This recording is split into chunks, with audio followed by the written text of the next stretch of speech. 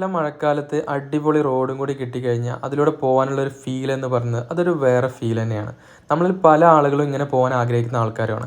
എന്നാൽ നമ്മളെ പതിയിരിക്കുന്ന ചില അപകടങ്ങളുണ്ട്. അതിനെക്കുറിച്ചാണ് ഞാൻ ഇന്ന് ഈ വീഡിയോയിൽ പറയുന്നത്. അതായത് പ്രത്യേകിച്ച് നമ്മുടെ NH-66 ഞാനിത് കണ്ടിട്ടുള്ളത്. എല്ലാ റോഡുകളിലും ഉണ്ടാവും, വെള്ളം കെട്ടിക്കിടക്കുന്ന എല്ലാ റോഡുകളിലും ഇത്തരത്തിൽ പ്രശ്നങ്ങളുണ്ടാവും. NH പ്രത്യേകിച്ചും ഉണ്ട്. ഞാനൊരു ദിവസം കൊച്ചിയിലേക്ക് യാത്ര പോകുന്ന സമയത്ത് എനിക്കിത് ഫീൽ ചെയ്തു. അതുകൊണ്ടാണ് ഞാൻ നിങ്ങൾക്കും മുന്നിൽ ഇത് ഷെയർ ചെയ്യുന്നത്.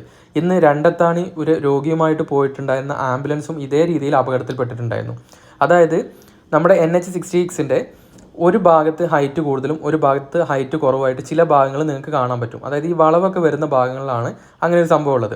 നമ്മളങ്ങനെ പോകുന്ന സമയത്ത് ആ ഹൈറ്റ് കൂടിയ ഭാഗങ്ങളിൽ കെട്ടിക്കിടക്കുന്ന വെള്ളം ഡിവൈഡറിനെ മറികടന്നിട്ട് നമ്മൾ പോകുന്ന ലൈനിലോട്ട് വരും. ഇങ്ങനെ വരുന്ന ഈ വെള്ളം നമ്മുടെ വാഹനത്തിൻ്റെ ടയറിനും റോഡിനും ഇടയിലായിട്ട് നിൽക്കുമ്പോൾ അവിടെ ഒരു സ്ലിപ്പറി എഫക്റ്റ് നമുക്ക് ഫീൽ ചെയ്യും. നമ്മൾ ചിലപ്പോൾ സ്റ്റെയറിംഗ് ഒന്ന് അങ്ങോട്ടോ ഇങ്ങോട്ടോ ഒക്കെ ഓടിക്കാൻ നോക്കും, പിന്നെ ചിലപ്പോൾ ഒന്ന് ബ്രേക്ക് ചവിട്ടാൻ നോക്കും. ഈ സമയത്തൊക്കെ വാഹനം സ്കിഡായിട്ട് മറയാനുള്ള സാധ്യത കൂടുതലാണ്.